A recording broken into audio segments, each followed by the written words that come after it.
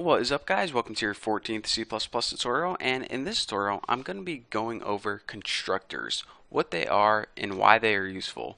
So first of all, I want to tell you guys what a constructor is. A constructor is a function that gets called automatically as soon as you create an object. So before, what we could do is we could create an object and use that object to call functions from our class. Well, now as soon as we create this object, it's going to call a function called a constructor. We don't need to explicitly use that object to call a function. It's going to do it automatically. So if you're saying, alright Bucky, you talk the talk, time to walk the walk, show me an example. Well, creating a constructor is incredibly simple. To do so, it's basically the same as creating a function with a couple weird rules. First of all, I need to tell you guys this. Constructors never have a return type, so you don't need to type int or void or string or anything like that. The only thing you need to do is type the constructor name, and the constructor name is always the same as the class name, the exact same. So let's go ahead and copy this and paste it right here, and that's how your C++ program knows that it's a constructor, because once it comes across a function with the same name, it knows that that is the constructor. So let's go ahead and we'll add no parameters, and in the body, what do we want to happen as soon as we create this object? We can have just, maybe it'll print something out on the screen like this will get printed automatically. Pretty cool, huh? So now we have a constructor that's going to get called automatically as soon as you create an object. And you're saying, alright, you keep saying that, but what exactly does that mean? Well, say we have an object from Bucky class named BO. Well, before, we would have to write BO dot yada yada yada, whatever we wanted to use from it. But now, as soon as we create this object, this constructor is going to get called. So let's go ahead, build and run this and see. This will get printed automatically. Well, blah blah blah, automatically. So you could see that before we needed to use that object to call functions, but this is a special function called a constructor that gets called automatically as soon as you create that object.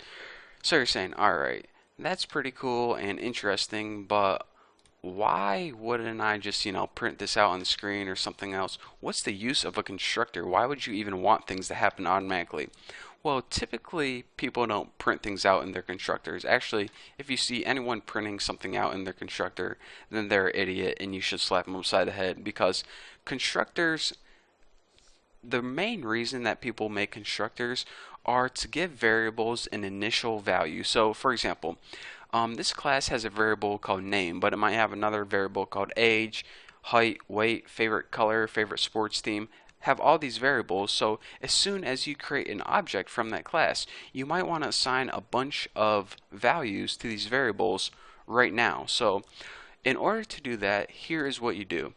Whenever you want to take a value and assign it to a variable, you need to add a parameter in your constructor. So let's go ahead and assign a value to this name right here. And in order to do that, we need to pass in string and just name it Z or something. So now what we can do is we're going to be passing it in a string to be setting it equal to name. Well, we already have a function that does that called setName. So in order to do that, just go ahead and call setName with a parameter of Z. So now later on, whenever we want to use our constructor can take a parameter as well. And for our parameter, let's just go ahead and write something like Lucky Bucky Roberts. And now what's going to happen is this. As soon as we create this object, it's going to call a constructor with a parameter Lucky Bucky Roberts. So it's going to go up, see if it has a constructor. Oh, I do. And as my parameter, I need a string. And for a string, we gave it Lucky Bucky Roberts. So anytime it saw Z, it plugged in Lucky Bucky Roberts. So it says, alright, in your constructor, you told me to set the name equal to Lucky Bucky Roberts. So it basically set the name equal to Lucky Bucky Roberts. So pretty much Lucky Bucky Roberts got passed into Z, which got passed into X, which got passed into name. So that's why our name was Lucky Bucky Roberts. So now that our name is Lucky Bucky Roberts, that gets kind of repetitive saying that, but anyways, we can just go ahead and print it out on the screen or something. So of course, to access anything in our class, you use the object and of course the get name just like that function. So let's go ahead and build and run this, and we have int main. We got a problem here. Hold on one second. Let me find it. Oh, I see. What the heck? How in the world did I do that? For some reason, I must have actually hit paste or something, but I copied the word name outside my class. I just wrote the word name randomly in the middle of my program. So remember not to put words randomly in the middle of your program or else it won't run. So now let's go ahead and build and run this and check it out.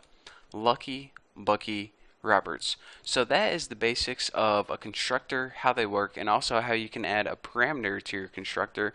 And basically the only times you want to add parameters to your constructors is whenever you're taking those variables that are inside your class and you want to set them equal to values initially. So that is basically why a constructor is useful. Whenever you have a bunch of variables in your class and you want to set them equal to values initially, that is how you can do that. So here's that example, and you just printed out our name. So simple enough. So aside from this, I guess I have time to show you this one thing. You might be thinking, alright, so I have an object from this Bucky class named BO, and its name is equal to Lucky Bucky Roberts. So does that mean later on, if I were to create another object from the Bucky class named like BO2, and I set this name equal to what's even dumber than Lucky Bucky Roberts? Sally McSalad? That's what's on my mind right now. So does that mean that I'm gonna overwrite this one? Well, let's go ahead and print out bo2 dot get name, just like this. So let's go ahead and print it out and see what we get. Lucky Bucky Roberts and Sally McSalad. So what I want to stress is this. Whenever you create an object from a class, each object has its own set of variables. So this object, BO, name is Lucky Bucky Roberts. This object is named Sally McSalad. Even though they're from the same class, it's not like changing the same variable. So even though we set this BO2 equal to Sally McSalad, it didn't overwrite this. They're just from the same template pretty much. So anyways, what I wanted to stress is that you can create multiple objects from the same class and they don't overwrite each other. They're just assigned they're each set of variables. Am I saying that right? They're each assigned a set of variables. So yeah, just wanted to stress that before we get into objects and classes more and you get confused. So anyways, that's just a little side note. Stick with constructors, and then once you're good with constructors, you're ready to move on to my next tutorial. But for now, thank you guys for watching, and remember, don't stick words into randomly middle of your program. And yeah, I guess I'll see you in the next video.